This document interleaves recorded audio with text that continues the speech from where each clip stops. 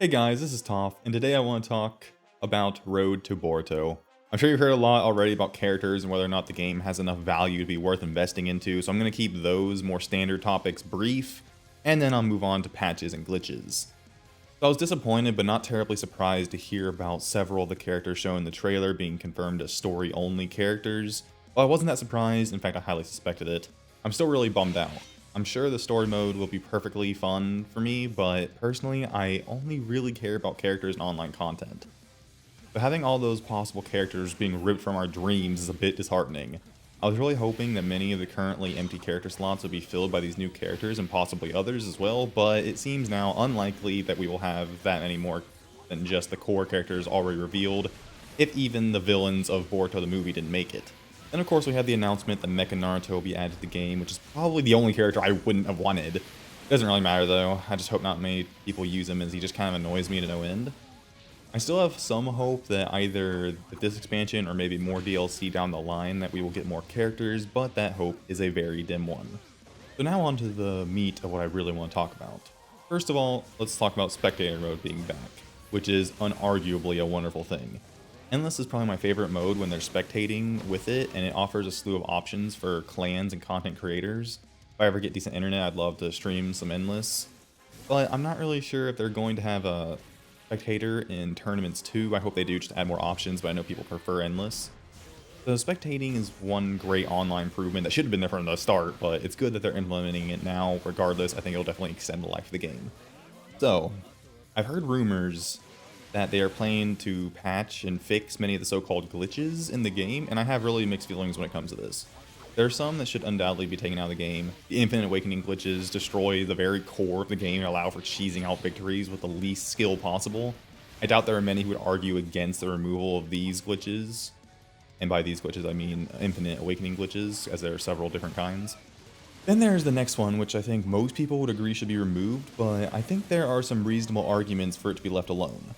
The Shuriken glitch. I've raved many times before about how unfair I see this glitch, and I'm sure many people are on that side of the argument. But after thinking about it some, I don't think it's as broken as people make it out to be. First of all, it is very difficult to pull off to the point that I wouldn't even try to use it even if I was 100% okay with it, just because it seems really unreliable to do. And then secondly, while very annoying, it's also extremely easy to deal with. All you have to do is swap characters, and the one using the glitch now has a character out of commission, and the only accomplishment they've managed is maybe a tiny bit of damage and forcing their opponents to switch whatever characters they were using. So it basically costs a support just to make the opponent not able to use, not main a certain character. I think it's a pretty even and balanced cost. You lose a support, the enemy can't use their mashy characters that they were maining. And it counters people who use one very strong character as a main and characters who are good supports, but not necessarily good leader characters. It's difficult to pull off, the effect is balanced, if a bit annoying, it can be stopped by forcing animation like a grab. So while I still think I would prefer this glitch to be removed just because it's really annoying and unreliable, I think the argument for it to be left alone is still very valid.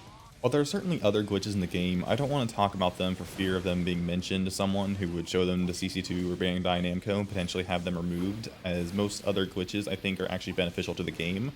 However, there is one that is widely known that I think perfectly exemplifies my opinion on glitches as a whole, and that is the support combo glitch.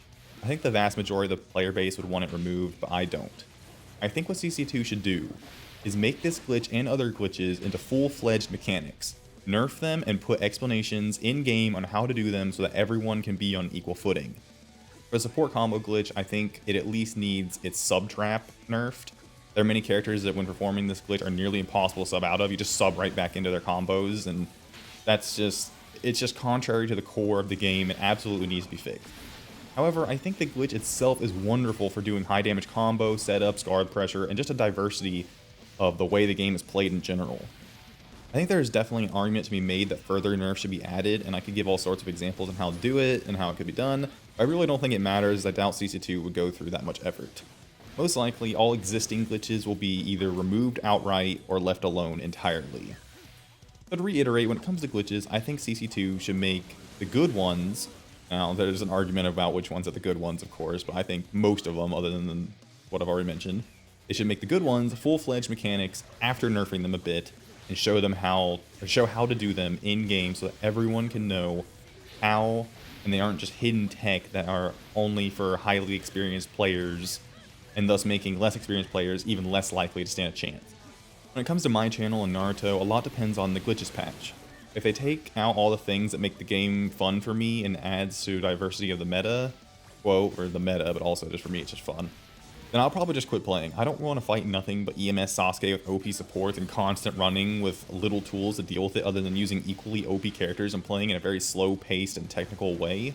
The game already has things in it that are in it currently, like dash cut, that are way more annoying and overpowered than most glitches. Glitches, for the most part, only add diversity to the way in which you can deal with opponents. Without that, the game will become boring for me, and I just don't think I'll play much anymore, and I certainly won't devote my channel to it.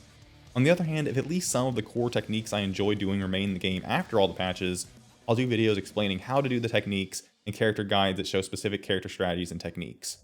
So I know this was a bit long-winded, but I hope you guys enjoy hearing my perspective nonetheless. Anyways, guys, thanks for listening, and I'll talk to you on the next video.